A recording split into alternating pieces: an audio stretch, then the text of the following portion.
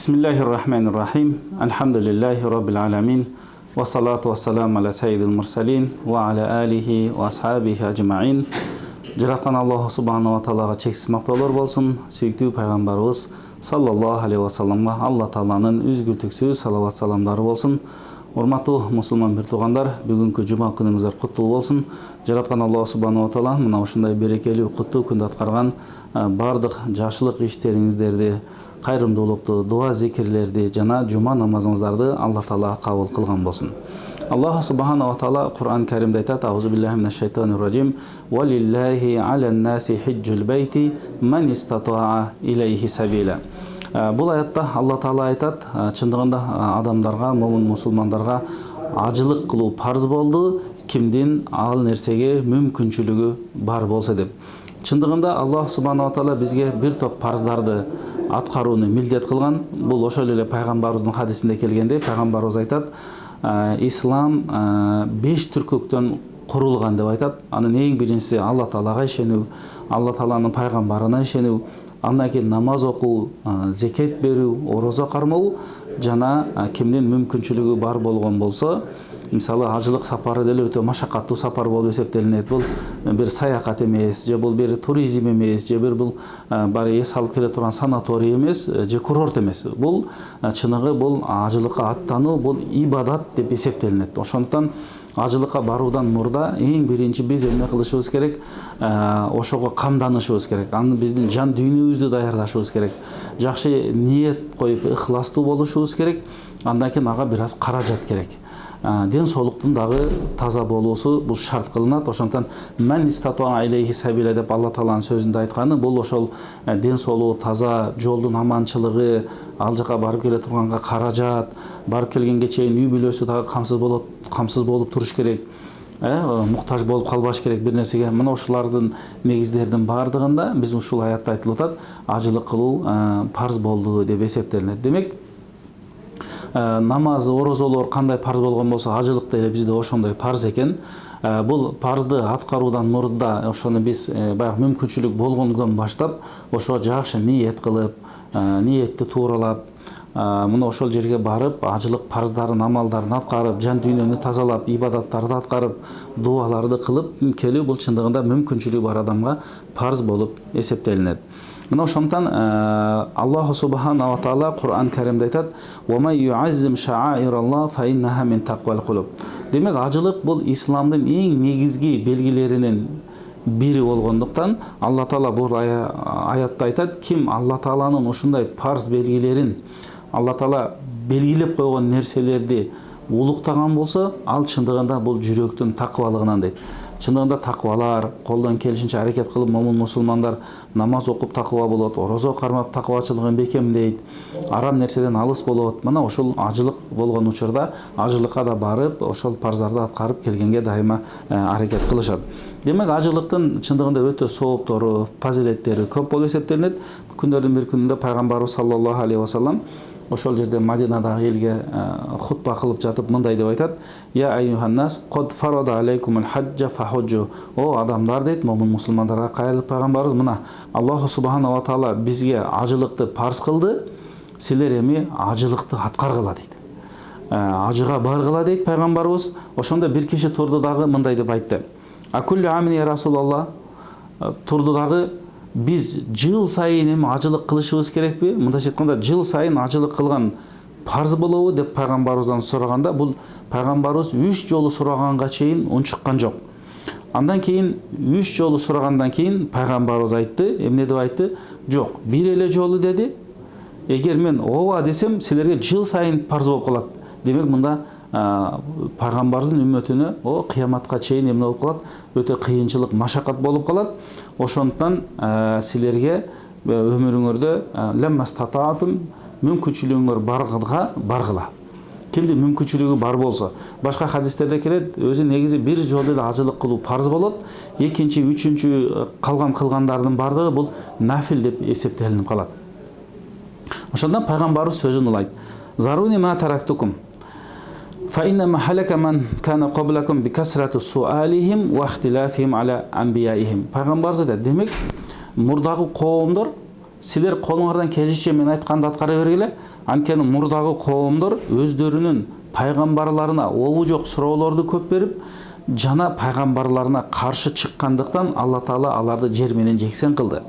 Мына ошондуктан вайзамартукум бишейин фату минху мастатаатум. Пайгамбарыбыз айтат, эгер мен силерди бир нерсеге буйрусам, мен жакшы нерсеге буйрамын, ошону колуңардан келишинче аткарганга аракет кылгыла. Вайза нахайтукум ан шейин фадауху. Эгер мен силерди бир нерседен тыйган болсом, силер ал нерседен тыйылгыла, таштагыла. Алема ажылык аль-хаджу марра, бир эле жолу деди пайгамбарыбыз. Парздыгы бир эле жолу. Алеме ашырып кылган болсок, экинчи, үчүнчү, төртүнчү кылып ажылык кыла турган болсок, деме алардын бардыгы нафил болуп эсептелинет деп пайгамбарыбыз өз сөзүндө айтып кетти. Пайгамбарыбыз саллаллаху алейхи вассаламдын сахабасы Абу Хурайра төмөнкү хадисте риваят кылат. Күндөрдүн бир күнүндө пайгамбарыбыздан келип сурашты дейт.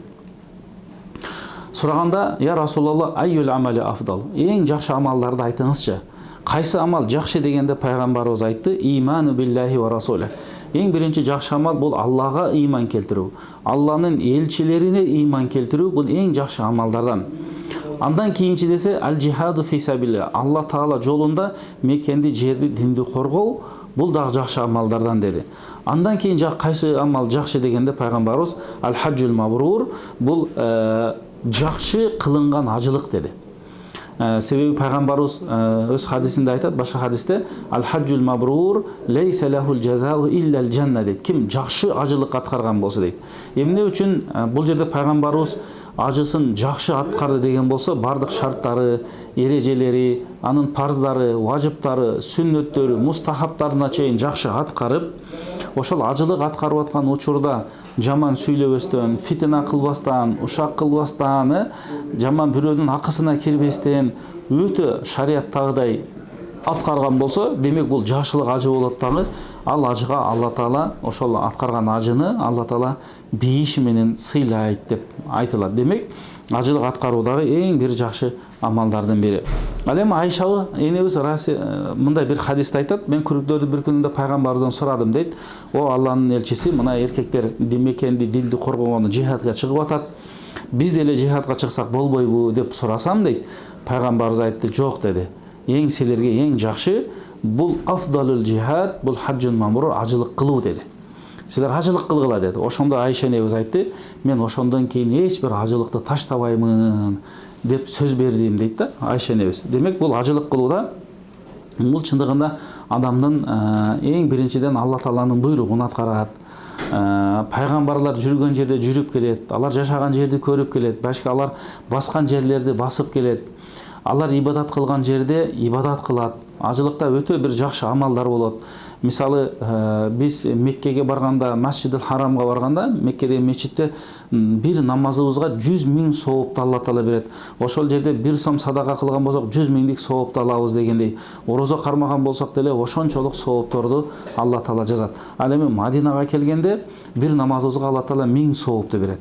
Мына ошондон ал жерде өтө ибадатка баягы олжолуу, сооптуу жер болгондуктан биз колдон келишинче убакытты ошол жака мүмкүнчүлүк болуп ажылыкка, же умрага барып кала турган болсок, ошол жерде биз көбүрөөк ибадат кылып, андан кийин дуа кылганга аракет кылалы. Анткени бул балки өмүрүбүздө бир мүмкүнчүлүк болуп калат. Андан кийин ал жака бара албашыбыз мүмкүн.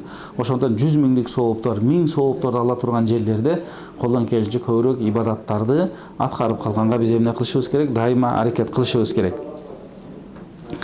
Имам Насаи риваят кылган хадисте дагы мына ушундай мааниде келет экен. Айша энебиз айттым дейт, биз деле эркектерге окшоп чыгып бир динди коргобойлу, мекенди коргобойлу дегенде пайгамбарыбыз мындай деп айтты дейт. Куранда дагы чындыгында силер айткандай жихад жакшы деп жазылганы менен, бирок жихадтан дагы эң жакшы нерсе деди силерге үчүн. Бул эмне деди? Кооз амал, жакшы амал, бул ажылык амалы. Ажылыкты дагы өтө жакшы аткаруу керек деп пайгамбарыбыз насаатын айтты дейт. Мына ошондуктан биз колдон келишинче эмне кылышыбыз керек? Ушул ибадатты аткарганда чындыгында ниеттерди тууралап, чын ыхлас менен аткарганга аракет кылышыбыз керек. Себеби бизге маалым болгондой, эгер адамдын жүрөгүнө рыя, кожо көрсүн, бирөө уксун же текеберлик аралашып кеткен болсо, бир эле ажылык эмес, башка амалдарыбыз дагы кабыл болбой калуусу толук ыктымал. Мына ошондуктан биз амалдарда дайыма биринчи ыхлас ниеттүү оңдоп тууралайбыз. Пайгамбарыбыз саллаллаху алейхи ва салламдын хадисинде келет. Бул хадисте Абу Хурайра радиаллаху анху риваят кылат. Пайгамбарыбыз айтты: "Умрадан умрага чейин" деди. "Кафаратун лима байнахума." Ким бир умрага барып, кийин дагы умрага барса, ошол эки умранын ортосунда Алла Таала анын күнөөсүн кечирет, эгер ал адам чоң күнөөлөрдү кылган эмес эле болсо дейт. "Вал хаджру мабрур лейса лахул жазау иллал жанна." Ал эми жакшылык ажы, жакшылык ажы дегенде биз азыр айтып өттүк, бул мабрур дегенде өтө жакшы, бул барып аткан акчаң адалдан болуш керек, баягы акчаны топтойбуз да биз, акчаны топтогондо акчабыз адалдан болуш керек. Бул шарттарынын бири. Барып атканда колдон келишинче карыз болбош керек, бирөөлөрдүн акыларын берип карыздан кутулуш керек. Андан кийин жүрөктү тазалап тооба кылыш керек. Андан кийин ниетибизди тууралашыбыз керек. Ал жака барганда дагы ар кандай фитнадан алыс болуп, ушактабай, бирөөнүн акысына кирбей, сүйлөбөй, гыйбаттабай, толук гана өзүңдүн гана жумушуң менен болуп, амалдарды гана аткарып келген болсоң, мына ошол жакшылык ажылыгы болуп эсептелет дагы. Анын сыйлыгы бир гана бейиш болот деп Пайгамбарыбыз саллаллаху алейхи ва саллам айтып атат. Мына ошондуктан Пайгамбарыбыз саллаллаху алейхи ва салламдын башка бир хадисин Абу Хурайра радиаллаху анху бизге риваят кылат. Абу Хурайра айтат: "Мен Пайгамбарыбыздан уктум" дейт. "Сами'ду" дейт. Пайгамбарыбыздан уктум дейт. "Мен хаджа лилла." Ким ажылыкты Алла үчүн аткарса дейт. Мына ошол жерде дагы Пайгамбарыбыз эмнени коюп атат? Ажылык Алла үчүн болсун, башка бирөө үчүн болбосун, бирөөгө көрүнүү үчүн, бирөө уксун үчүн болбосун. Ким Алла үчүн, Алланын ыраазычылыгы үчүн чын ыхласы менен ажылыкты кылса, фалам ярфус дейт. Эч кандай жаман сөз сүйлөбөсө, валам яфсук бузукулук иш аткарбаса, ошол ажылык жакта жүргөндө, баягы ушак кылбаса, фитна кылбаса, сөз ташыбаса, бирөөгө кыянаттык кылбаса, бирөөдүн акысына кирбесе, сөз мененби, балки акчасын уурдап алыппы, же дагы башка бир зыян бере турган иштер менен ушуга окшогон иштерин эч кимесин аткарбаса, ражаа ка яуми валадатуху умму. Багы эне жаңы төрөлгөн бала, ымыркай, эч бир күнөөсү жок болгон сыяктуу, бул дүйнөгө жаңы келди да жаш бала, эч бир күнөөсү жок. Ошол сыяктуу ажылыктан кайтат дейт. Биз ушул нерсени жакшы билип алышыбыз керек. Биз ажылыгыбыз жакшы болуш үчүн, туура болуш үчүн мына ошол ажылыктын шарттарын, эрежелерин үйрөнүп алышыбыз керек. Бирок дагы эске сала турган нерсе, бул жерде чоң күнөөлөр бул ажылык менен кечирилбейт. Ал истигфар, тооба, бирөөдүн акысын берүү менен гана кечирилет. Ал нерсени дагы биз эске салып алышыбыз керек. Мына ошондуктан баягы ушул эле мааниде Пайгамбарыбыз айтат: "Ким ажылыкка барып Алла үчүн, ал жакта кандай бир бузукулук, фитна иштерди кылган эмес болсо, Алла Таала анын өткөн күнөөлөрүн баарын Алла Таала кечирет" деген дагы хадисти бизге имам Термизи өз хадис жыйнагында айтып атат. Ошондой эле дагы алымдарыбыз айтат, бул Пайгамбарыбыздын сөзүндө келет: "Умраны дайыма аткарып туруу мүмкүнчүлүк болсо, ким ажылыкка барып туруу, бул адамдан багы кедейдикти, кембагалдыкты кетирет" дейт. Бул жерде Пайгамбарыбыз айтат: "Табиу ал-хаджа вал умра." Силер умраны, ажылыкты аткарып турула. "Фа иннал мутабаата байнахума." Ошол мүмкүнчүлүк бар адамга аткарып туруу, бул танфил факр, адамдан кедейликти, кембагалдыкты кетирет. Ва зунуб, адамдын күнөөлөрүн Алла Таала кечирет. Кама янфил киру хубсал хадид дейт. Бакы темирди дат басат, жаман нерселер басат, аны отко койгондо эрип, андан кийин таза бир нерсе жасалган сыяктуу, мына ошол адамдын дагы күнөөлөрүн, адамдын жүрөгүн дагы дат басып калат экен. Күдө иш кыла берген сайын аны дат басат. Анан адамдын жүрөгүндөгү датты кантип кетирсе болот дегенде, аны ал Кур'ан окуу менен, зикир кылуу менен кетире алат экенбиз. Ал эми биз ажылыкка, умрага барганда биз мына ошол Кур'ан көп окуйбуз, зикирди көп кылабыз, ибадаттарды көп аткарабыз. Мына ошонун аркасынан Алла Таала биздин жан дүйнөбүздү, биздин жүрөктөрүбүздү Алла Таала тазалайт экен. Пайгамбарыбыз саллаллаху алейхи ва саллам хадисинде айтат: "Ал-гази фи сабилилла." Алла Таала жолунда жихад кылуу. "Вал хаджу." Алла Таала жолунда ажылык амалын аткаруу жана умра амалдарын аткаруу. "Вафдулла." Ошол ажыга баргандар, умрага баргандар, булар Алла Тааланын коногу дейт. Алла Тааланын коногу. Алла Таала аларды чакырды, булар Алла Таалага жооп берип, булар ажылыкка барды дейт. Фажабу, жооп берип ажылыкка барышты. Васаалуху фаатохум. Эми ажылыкка баргандан кийин булар бардыгы Алла Тааланын коногу болгондуктан ошол жерде Арафатта туруп, Минада туруп, Муздалифада туруп, пайгамбарыбыздын мечитинде, Харам мечитинде туруп биз бата дуа тилектерди кылган болсок, Алла Таала бизге ошол дуаларыбызды, баталарыбызды кабыл кылат экен. Биз жана конокту үйүбүздө сыйлаган сыяктуу Алла Таала дагы бизди сыйлап, бизден сураган нерсебизди Алла Таала берет экен. Башка бир риwayatта мындай деп келет: Ал-худжажу вал-умар вафдулла. Ажылыкка баргандар, умрага баргандар бул Алла Тааланын коногу.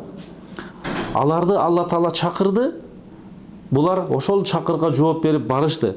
Ва ин истагфаруху гафара лахум. Алар ошол жерде Алла Тааладан кечирим сураган болсо, аларды күнөөлөрүн Алла Таала кечирет деди. Демек бул жерде жана биз айтып өткөндөй, үйгө келген конокту биз аябай жакшы сыйлаган сыяктуу, ажылыкка баргандар да Алла Тааланын коногу болгондуктан ошол коноктой жүрүп ошол жакта арам нерседен алыс болуп, ушак жаман нерседен алыс болуп, бирөөнүн акысына киргенден алыс болуп, ошол жакшы ибадаттарды аткарып, ошол жерде дуаларды кылган болсок, Алла Таала бизди ошол ажыларды сыйлап, баталарын, дуаларын кабыл кылып, сураган нерселерин берет дейт. Бул болсо дагы момун мусулманга чындыгында жашоосунда эң бир чоң мүмкүнчүлүк, анын жашоосу өзгөрөт, ой жүгүртүүсү өзгөрөт, жашоого болгон келгенден кийин дагы анын баскан турганы, анын сөзү, кыймыл аракети өзгөрүп, балки айлана чөйрөгө пайдасы тие турган жакшы пайгамбарыбыздын чакырган динине кызмат кыла тургандай болуп, мамлекетке салым кошо тургандай болуп, ой пикир өзгөргөн болсо, бул чындыгында чоң бир өзгөрүү деп эсептелинет. Башка бир хадисте мындай деп келет экен, мындайча айтканда бул хадистин мааниси ла юхджунна хазал байт. Пайгамбарыбыз айтат, бул Каабага келип силер харамга келип ажылыкты кыла бересиңер дейт. Умра амалдагы жүрө берет. Бул Яжуж Мажудждар чыккандан кийин деле боло берет дейт. Демек, жер бетинде Алла деген сөз айтылбай калганга чейин бул ажылык амалары кыяматка чейин улана берет экен. Мына ошондуктан биз дагы жакшы ниет кылып коюшубуз керек. Алла Таала насип кылган болсо, биз баарыбыз мына ошол ажылыкка баралы, жакшы амалдарды аткарып келели, жана ушундай шариатта айтылган чоң бир соопторго жетишип калалы деп. Анан пайгамбарыбыз айтат: кимдин мүмкүнчүлүгү бар болгон учур болуп калса, мүмкүнчүлүк дегенде эми ден соолук бар. Андан кийин бул каражат маселеси дагы бар болуп калса, азыр барып келгенге деле канча акча кетет. Ошолор бар болуп калган адамга эмне болду? Автоматтык түрдө ажылыкка баруу парз деп эсептелинип калат.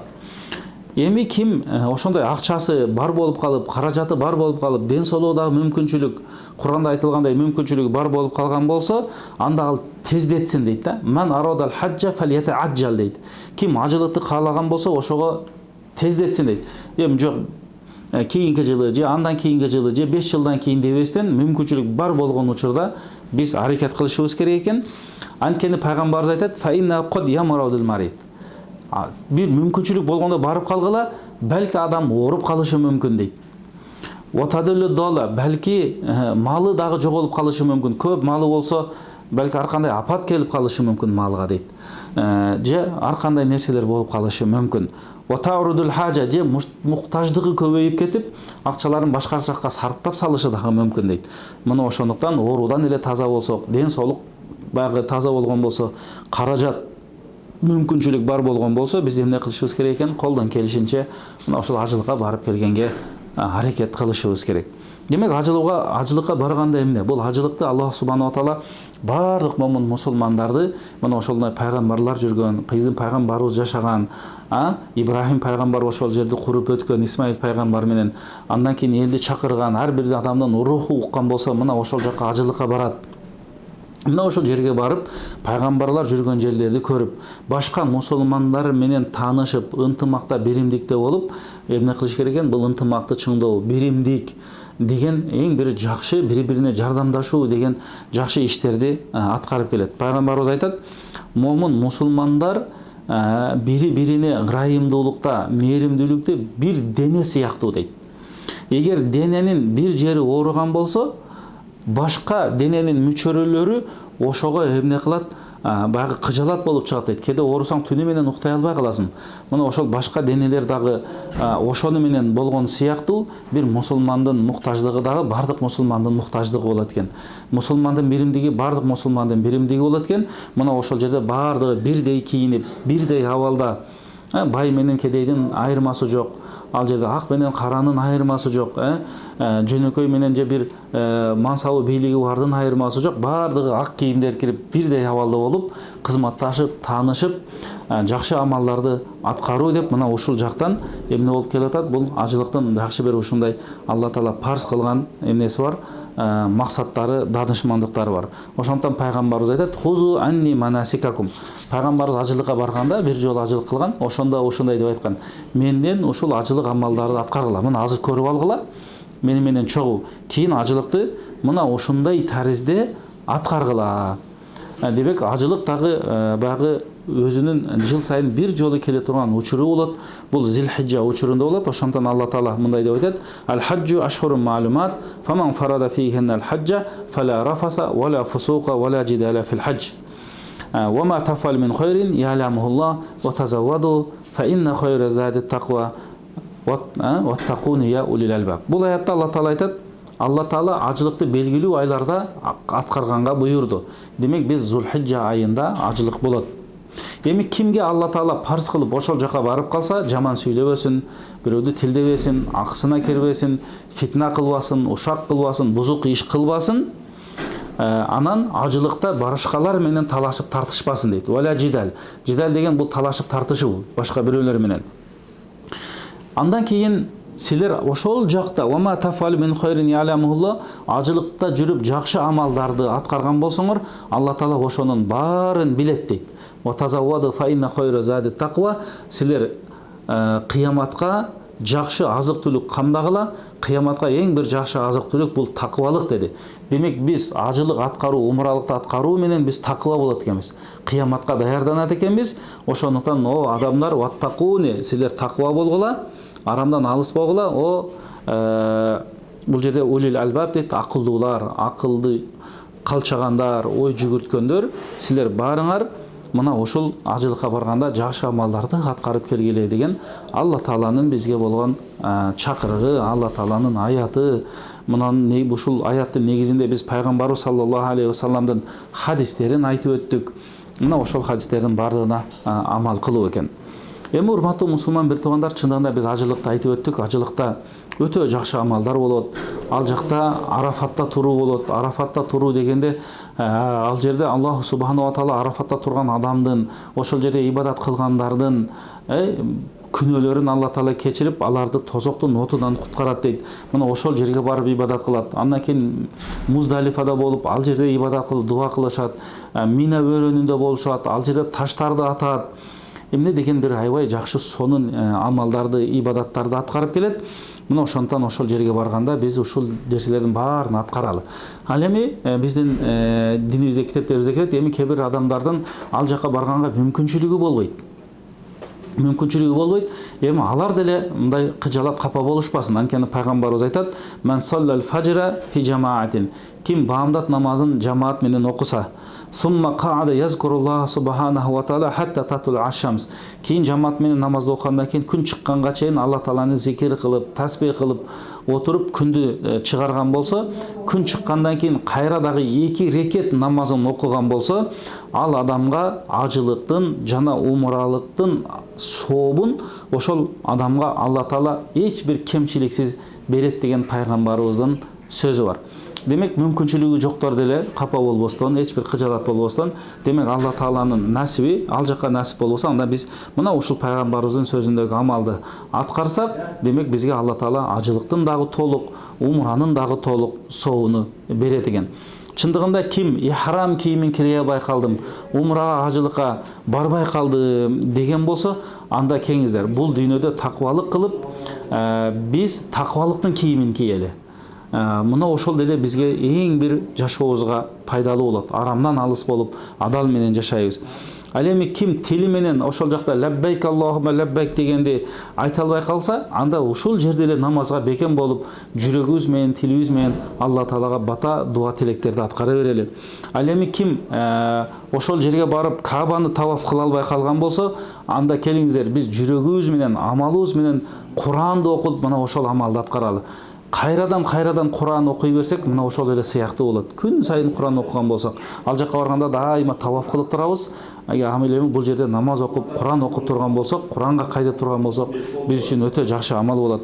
Ал эми ким Сафа Марвада чуркай албай калса, Минада мабит кылып баягы түнөй албай калган болсо, демек биз ар бир түнүбүздү ошол Алла Таалага ибадат менен өткөргөнгө аракет кылган болсок, жакшылык иштерге шашылып ошолорду аткарган болсок, бул дагы биздин чоң бир жетишкендигибиз болот экен.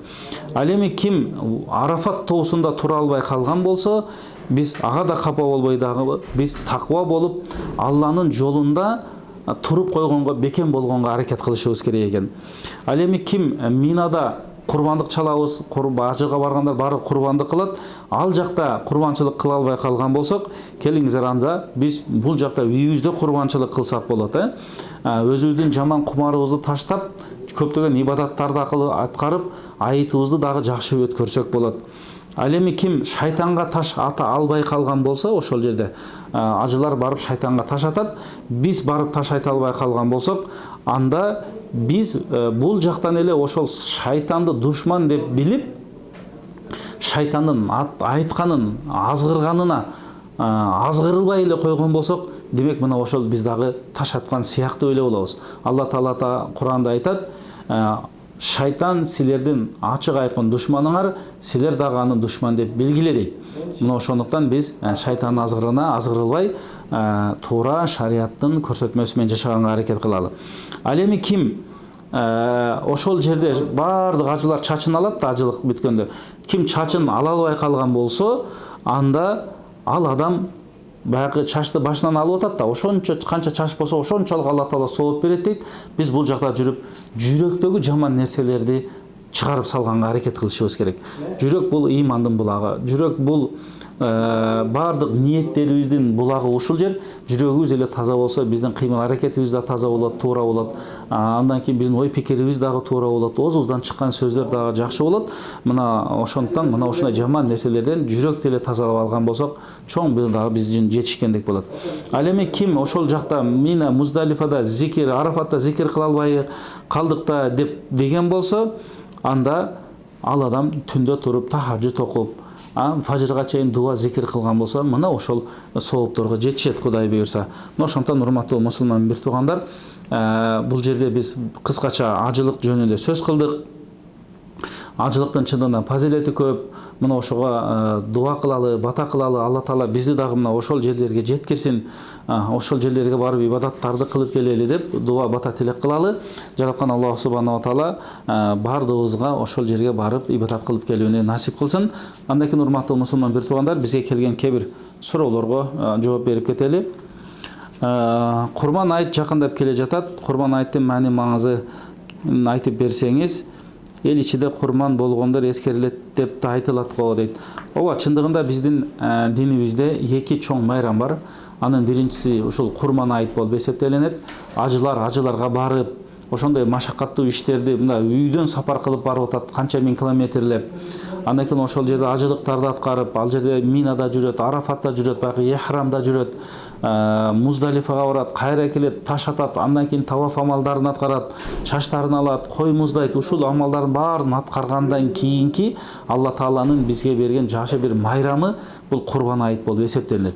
Ал эми ажылыкка барбагандар бул жакта курбандыкты союп, үйгө конок чакырып, мусулмандар ынтымакта, биримдикте, достукта бекемдеп, бири-бири менен кызматташып, туугандар зияратты кылып, мына ушундай бир туугандык мамилени чыңдоо бул чындыгында курбан айттагы негизги максаттарынын бири болуп эсептелинет. Ошондуктан мүмкүнчүлүгү бар адамдар эмне кылыш керек? Мына ушул айларда курбандык күндөрү курбандык кылып, конок чакырып, жакшы ушул амалды аткарып коюш керек. Ал эми кээде бизде ушул адат болуп калган, ошол өткөндөргөн дагы жакшы күн, улук күн деп Куран окуп, бата кылып, соом багыштап коебуз.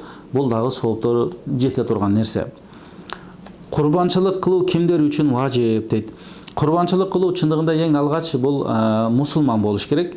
Мусулман болгондон кийин анын акыл эси ордунда болуш керек. Андан кийин баягы сапарда эмес, муким болсун деп биздин китептерде айтылат. Балагатка жеткен болсун дейт. Анан зекет бере ала турган, колунда бар адам болуш керек. Мисалы ким зекет бере алса, ошол курбандык соёт. Демек мүмкүнчүлүгү бар адамдар курбандык сойсо боло берет деген сөз. Мына ушул адамдарга бул важип болду. Кеде зекетке акчасы жетпесе деле курбандык сойгонго мүмкүнчүлүгү бар, союп койгон болсо эч бир муктаж болуп калбайт. Алар деле курбанчылык кылып, соон багыштап, келген конокторду коноктоп, муктаждарга берсе деле боло берет. Курбандык кылуу күндөр кайсы күндөр дейт? Курбанчылыктын күнү 3 күн болуп эсептелинет. Бул бизде Зулхиджа айынын 10-у, 11-и, 12-си дейбиз. Демек бул айыт күн болот. Айыттан эртеси андан кийинки 3 күн мына ушулар курбандык чалуу күндөрү деп эсептелинет. Курбандык кылуунун ордуна садака жана башка жакшылык кылса болобу дейт. Жок, болбойт. Курбандык кылуу важип болгон болсо, ошол курбандыкты кылыш керек. Мына сообу ошондо көбүрөөк болот. А садаканы кийин өзүнчө кыла беребиз. Алла Таала Куранда айтат: "Силердин курбанчылык кылган сойгонуңардын, алардын каны, анын жүнү, анын эти Аллага жетүүдөн мурда силердин такыбалыгыңар жетет" дейт. Бул буйрук болуп эсептелинет. Ошондон биз курбандыкты муздап, чалып, анан анын этин муктаждарга, өзүнүн үй бүлөбүзгө келген конокторго бышырып берген болсок, бул ошо туура болот. Негизги ошондо максаттага жараша деп эсептелинет. Курбандык кылууга кандай малдар жарайт дейт. Курбандык кылганга төөдөн, төө курбандыкка жарайт, ууй болуш керек. Кой, эчкилер, мына ушулардын баардыгы курбандыкка жарай берет. Анан ушулардын баардыгы ар кандай баягы кулагы кесилгенби, үзү сынган, аксаган, арык ошолорго жарабайт. Мындай толук болуп эсептелиниш керек. Баягы оорубаган, өтө арык болбогон, чолоңдобогон. Курбан айт күнү канча айлык кой жарайт? Эми койдон канча айлык кой жарайт десе, өзү 1 жашар болуш керек, кой менен эчки. Бирок койду мындай караганда 6 айлык 1 жылдыктай көрүнгөн болсо, анда ал деле ал койлор жарай берет. Курбандык кыла турган малдын союунун тартибин айтып берсеңиз. Союу дегенде ошону базардан алып келип, адеттерден деп айтылат. Мен курбандык кыламын деп базардан барып сатып келип, ошону курбандыкка чейин баккан дагы бул жакшы болот, адебинен деп эсептелинет. Тартиби болгон болсо, биздин бычагыбыз өтө курч, жакшы болуш керек. Муздаганда баягы малды кыйнабаш керек. Андан кийин баягы муздай турган жерге аябай күч менен эмес, акырын жакшы жетелеп алып баргандагы жакшы болот. Андан кийин кыбланы каратып, бисмиллах, Аллаху акбар деп соёбуз. Мына ушул тартиби деп эсептелинет. Курбандык кылган малдын этин эмне кылыш керек? Курбандык кылган малдын этин өз эркиңиз эмне кылсаңыз, бирок бизде айтылат, ошол күнү, курбандык күнү биринчи тамак жегениң ошол курбандыктын этинден оосануу, баягы даам сызуу деген маани болуп эсептелинет. Ошондуктан курбандыкты кылгандан кийин анын этин 3кө бөлгөн жакшы деп айтабыз. Биринчисини ошол үйгө калтырабыз, экинчи бөлүгүн үйгө коноктор келип калат курбан айтта, зыяратка келип калгандар бар. Ошолорго бышырып берип коноктойбуз. Дагы бир бөлүгүн муктаждарга жардам берген болсок, алар дагы ошол эт менен айыттап, үй бүлөлөрүнө курсанчылык киргизилет. Мына ошондой түрдө берсек болот.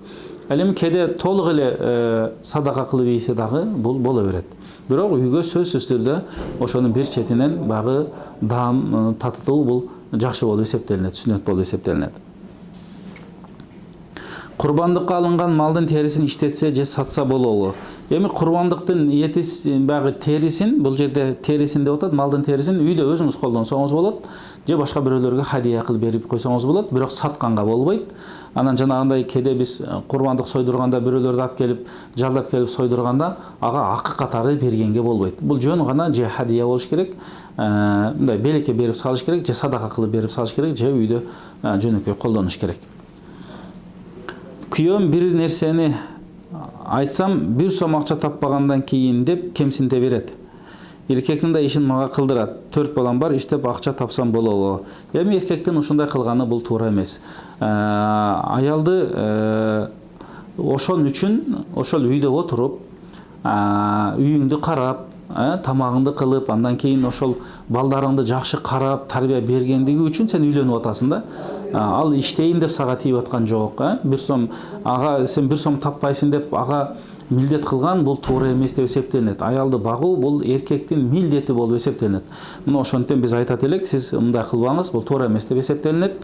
Андан кийин мына 4 бала бар экен, ага жакшы тарбия берип, жакшы мамиле кылып, аракет кылган болсоңуз, балдардын тарбиясы дагы жакшы болот. Эми бул жерде акча иштеп тапсам болобу дейт. Демек, күйөөңүз уруксат эле берген болсо, анда багы аялдар иштей турган жерге барып, жакшы иштер болсо иштесеңиз болот. Менин бир кыз, 2 уулум бар. 1 дакыйка кылынган эмес, ошолордун эсебинен сүннөт той кылып сойсок болобу. Эми сүннөт той кылганда союшту союп ниет кылып койсоңуздар болот. Эми эл келет, элден бата алабыз. Бул жарай берет. Ичи тардык, бирөөнү жамандоо жөнүндө да айтып бериңизчи. Чынында ичи тардык бул шариятыбызда жакшы эмес деп билинет. Эң жаман зыяны ичи тардыктын иннал хасада, мына пайгамбар хадисинде келет, ичи тарлык дейт. Мисалы, күйүп аткан отко отунду салсаңыз, отунду күйгүзүп күл кылган сыяктуу, ичи тар адамдын дагы кылган амалын, жакшы амалын ичи тардык ошондой кылып жокко чыгарат деген хадис бар. Мына ошондо биз ушул нерседен этият болобуз. Себеби ичи тардык деген башка бирөөгө берген Алла Тааланын рызкысын, берекесин көрө албай жатат. Ошол жок болуп кетсин деп ниет кылуу. Демек, бул эң бир жаман сапаттардын бири. Ал эми бирөөнү жамандоо бул гыйбат деп эсептелинет. Ошондо бар болгон болсо гыйбат болот. Ал адамда ал нерсе жок болсо бул жала жабуу болот. Бул дагы чоң күнөө деп эсептелип, ал адам кечирмейинче Алла Таала эч качан кечирбейт. Бизде Алланын акысы бар, анан пенденин акысы бар. Алла акысы өзүнүн рахмат мерими менен кечирип коюусу мүмкүн, Алланын каалоосунда. Ал эми пенденин акысын пенде кечирмейинче Алла Таала деле кечирбейт экен да. Ошондон пенденин акырынысына киргенден өтө этият болобу. Бул ичи тардык дегенде бул пенденин акысына кирүү болот. Ичи тардык дегенде ошол бирөөдүн нерсесине зыян келтирүү болот бул жакта туруп. Бирөөдү жамандоо деген дагы бирөөдүн акысына киргендиктен биз бул нерселерден өтө сактанышыбыз керек, этият болушубуз керек. Анан өмүр бою кылган амалыбыз жокко чыгып калбасын. Жолдошум Москвада мени кет, сени менен жашабаймын дей берет. Жообумду бер десем барганда берем дейт. Эмне кылсам болот? Бул туура эмес сөз. Балки кеде ажырашуу ниети бар болуп калса талак түшүп кала турган сөз болот. Бирок эми бул жерде биз талак түштү деп айта албайбыз, себеби анын ниетин сурамайынча. Бирок эркектен мындай сөздөр туура эмес. Эми келгенден кийин ошону ачыктап алгыла, же жообуңарды алып башка турмуш кургула, же маселени чечип жашоону улантышыңар керек болуп эсептелинет. Бирок кандай болгон күндө дагы силер келгенден кийин сүйлөшүп, маселе боло турган болсо бизге кайрылсаңар муфтиятка, фатва бөлүмүнө, же имамдарга маселеңерди карап, жашай турганбы, жашабай турганбы, канча жолу айтты бул сөздү, бул өтө баягы олуттуу, маанилүү маселе. Бул нерсеге кайдыгер карабаш керек. Ошон үчүн молдолорго барып жакшы чечип туруп, андан кийин кадам ташташ керек. Кеде билбей туруп деле талак түшүп калган учурлар болуп калат, ошондой сөздөрдү айтса да. Мына ошондон бул өтө кылдат маселелердин катарына кирет. Бала төрөлгөндө акыйкага союлчу малды тирүүлөй муктаждарга берсе болобу? Ушул жерде тирүүлөй бербестен ошону мууздап бергениңиз жакшы болот. Себеби шариаттын тартиби ошондой. Канча денедеги түктөргө сооп аласыз, муктаждарга бышырып бересиз, ал нерсени үйгө келген конокторго алардан бата аласыз. Негизи акыйка дегенде бул курбандык дегенде деле бул союлганы жакшы деп эсептелинет. Баланын кыркын чыгаргандагы чачын эмне кылыш керек? Аны көмүп коюш керек, эң жакшысы ошол. Ажылык кимге парз болот дейт? Ажылык Алла Таала да Куранда айтат: "Валиллахи анан-наси хаджул байти ман истатаа илейхи сабила". Бул аятта кимдин мүмкүнчүлүгү бар болсо, ошого парз болот. Демек, ден соолук болуш керек. Барып келгенге ден соолугу чыдаш керек. Экинчи, жол аман болуш керек. Жолдо эч кандай коркунуч болбош керек. Андан кийин үчүнчүсү, ошол адамдын барып келгенге каражаты бар болуш керек. Өзү барып келгенге каражаты, барып келгенге чейин үй бүлөсүндө дагы ошондой жете турган каражаты бар болуш керек. Муна ушул адамдарга ажылык парз деп эсептелинет. Сол кол менен тамак жегенге болбойт. Бирок мен оң колум ооруп, чыканагым бүгүлбөй калган, сол кол менен ооруп чыдабай калганда тамак жейм кандай болот? Бул жерде ушул сиз үчүн зарылдык болгондуктан маселе жок. Негизи оң кол менен жейбиз. Сол кол менен жебейбиз. Бирок оң кол бүгүлбөсө, ал оозго жетпесе, анда кантип тамак жете элеңиз. Ошондуктан бул жерде бул сизге уруксат берилет, шариятта зарылдык болот, бул муктаждык болот. Сол кол менен тамак жей берсеңер эч нерсе болбойт. Бирок оң кол иштеп турган учурда биз эмне кылабыз? Оң кол менен гана жейбиз. Мен намаз окуймун, ашказаным ооруйт, язва бар. Прополисти таза спиртке ачытып ичип жатам, эмне болот? Жок, ушул нерседен сактанганыбыз жакшы. Андан көрө бизде азыр медицина жетишкен, медиктерге кайрылып, дарыгерлерге диагнозун коюп, баягы бул немелерди ичпестен эле ошо дарыгердин көзөмөлү менен дарыланганыңыз туура деп эсептелинет. Кээде бул нерсе шариатта тыйылган нерсе болуп калышы мүмкүн. Спирт аралашып атат, мас кылып коюудагы ыктымалы бар болушу мүмкүн. Эми билип болбойт. Ошондуктан биринчи биз ошондой ооруларда дарыгерлерге кайрылып, мына ошолордун баягы кеңешин алып, ошолордун дарылоосунун негизинде дарыланганыбыз жакшы. Балки бул нерсе язваны күчөтүп жиберсе эмне болот деген дагы суроо туулбай койбойт. Баамдат намаз окуймун, сабакка байланыштуу пешим, асыр, шам намаздары каза болуп калып жатат. Куптан намазы окуп койсом болобу? Негизи 5 вакыт намаз окуу парз болуп эсептелинет. Эми баамдат окуп чыккандан кийин пешим, асыр, шам намаздары каза болуп калган болсо, негизи окуганга аракет кылышыбыз керек. Анда кечинде куптан намазынан алдың, пешинден, асырдын, шамдын казасын окуп туруп, андан кийин куптанды окуп, андан кийин намаздарды бүтүрөсүз. Эс алсаңыз болот. Демек, 5 вакыт намазда биз тартиби менен окушубуз керек болот. Эми каза болуп калса, сөзсүз казасын окуш керек. Азыр окубасаңыз кийин окуган парз болуп эсептелинет. Мына ошондуктан биз намаз маселесине дагы өтө маани берели. Урматтуу мусулман бир туугандар, жараткан Аллаху субхана ва таала баарыбыздын ыйманыбызды бекем кылсын. Алла таала ибадатыбызды кабыл кылсын. Ар бир момун мусулманга ажылык амалын аткарганга Алла таала чындыгында ийгилик насип берсин. Тагдырыбызга жазган болсун, чындыгында ажылык амалы өтө бир жакшы амалдардан, сооптуу амалдардан деп эсептелгендиктен Алла таала ар бир мусулманга насип кылсын. Андан кийин баарыбыздын Алла таала ыйманыбызды бекем кылып, ибадатыбызды кабыл кылып, ар бир үй бүлөгө Алла таала ынтымак, береке, тынчтык берсин. Дагы бир жолу жума күнүңүздөр маарек болсун. Ассаламу алейкум ва рахматуллахи ва баракатух.